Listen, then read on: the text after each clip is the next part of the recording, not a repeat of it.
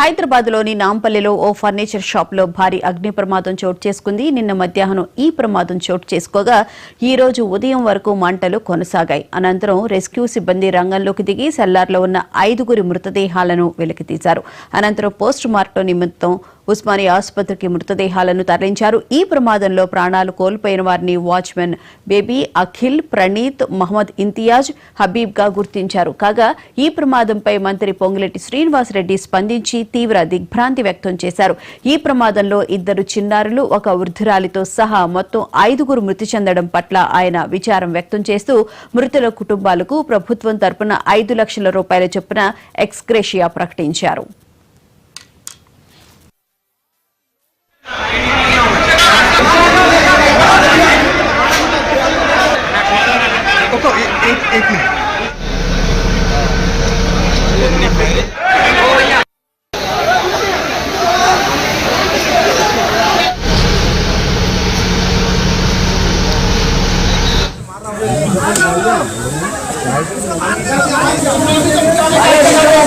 ఏమైంది?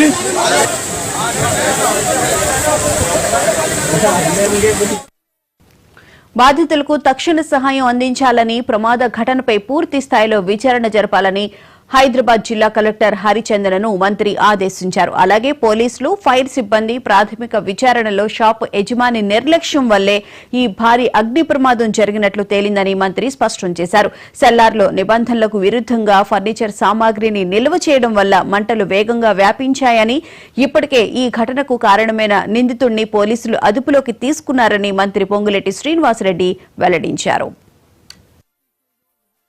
దాదాపు 6గురు ఇదే ఫర్నిచర్ షాప్ సెల్లార్లో ఇరికిపోయినారని నిన్నటి నుంచి ఒక వార్తలైతే నడుస్తున్నాయి. దాదాపు 6 మంది ఈ ఫర్నిచర్ షాప్ కింద సెల్లార్లో ఇరికిపోయినారని సమాచారం అయితే వస్తున్నది. అదేవిధంగా నిన్న నైటే మేము వచ్చి ఫ్యామిలీ మెంబర్స్తో మాట్లాడినాము.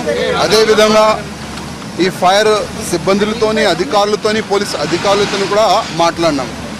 కానీ సరౌండింగ్ బిల్డింగ్కి సెట్ బ్యాక్ లేనినందుకే కొద్దిగా రెస్క్యూకి ఇబ్బందులు జరుగుతున్నాయి. కానీ దురదృష్టం ఏంటంటే మా ముఖ్యమంత్రి గారు వేరే కంట్రీకి వెళ్తారు, మినిస్టర్కి పంపిస్తారు. కానీ ఏదైనా ఇట్లాంటి ప్రమాదం జరిగితే మన ఫైర్ సిబ్బంది ఏ విధంగా ప్రాణాన్ని కాపాడుకోవాలి అదైతే మా ముఖ్యమంత్రి గారు ప్లాన్ చేయలేదు. నేను మా ముఖ్యమంత్రి గారికి ఒక రిక్వెస్ట్ చేస్తున్నాను, మన ఫైర్ సిబ్బందికి వేరే కంట్రీకి పంపించండి. అక్కడ ఒకవేళ ఇట్లాంటి ఫైర్ యాక్సిడెంట్ జరిగితే చాలా వరకు సేఫ్టీ వాళ్ళకి ఉంటుంది. ఎంతైనా మంట వస్తే కూడా దానికి ఫేస్ చేసే అట్లాంటి కొన్ని జాకెట్లు వస్తుంది, మంచి ఆక్సిజన్ అట్లాంటి ఫెసిలిటీస్ ఉంటుంది. వాళ్ళకి బయట పంపించి బయట కంట్రీకి పంపించి కొద్దిగా మంచి ట్రైనింగ్ ఇప్పించాలని నేను మా ముఖ్యమంత్రికి కోరుతున్నాను. ఎందుకంటే ఇవాళ మనం చూస్తున్నాం వెనక నుంచి దారి లేదు, ముందు నుంచి దారి లేదు. ఇవాళ ఈ ఫైర్ అధికారులు అదేవిధంగా జిహెచ్ఎంసీ వాళ్ళు ముందు నుంచి తవ్వి సెల్లారు లోపట వెళ్ళడానికి వాళ్ళు ప్రయత్నం చేస్తున్నారు. అదే నిన్ననే ప్లాన్ చేస్తే చాలా బాగుండేది. కానీ ఇప్పుడు ఏం చెప్పలేము, ఎందుకంటే వాళ్ళు కూడా కష్టపడుతున్నారు, పోలీస్ అధికారులు కష్టపడుతున్నారు, ఫైర్ అధికారులు కూడా కష్టపడుతున్నారు. ఏదో అన్ని ప్రాణము మంచిగా ఉండాలని ఆ దేవుడితోని నేను కోరుకుంటున్నాను.